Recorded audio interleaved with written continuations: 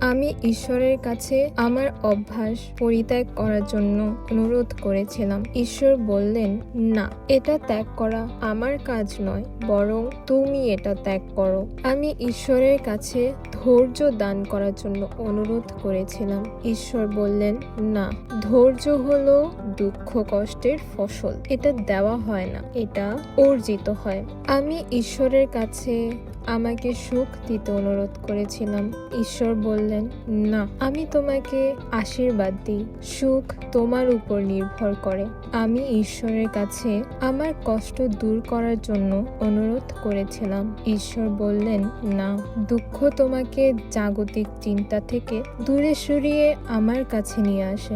আমি ঈশ্বরের কাছে আমার আত্মাকে সমৃদ্ধ করার জন্য অনুরোধ করেছিলাম। ঈশ্বর বললেন, না, তোমাকে নিজের মতো করে বেড়ে উঠতে হবে, কিন্তু আমি তোমাকে গড়ে তুলব যাতে তুমি ফলপ্রসূ হতে পারো। আমি জীবনে যা উপভোগ করতে পারি তা সবই চেয়েছিলাম। ঈশ্বর বললেন, না, আমি তোমাকে জীবন দেব যাতে তুমি সবকিছু উপভোগ করতে পারো। তারপর আমি ঈশ্বরের কাছে অনুরোধ করেছিলাম যেন সে আমাকে যতটা ভালোবাসে অন্যদের ভালোবাসতে আমাকে সাহায্য করে। ঈশ্বর বললেন, অবশেষে তুমি জীবনের অর্থ বুঝতে পেরেছো।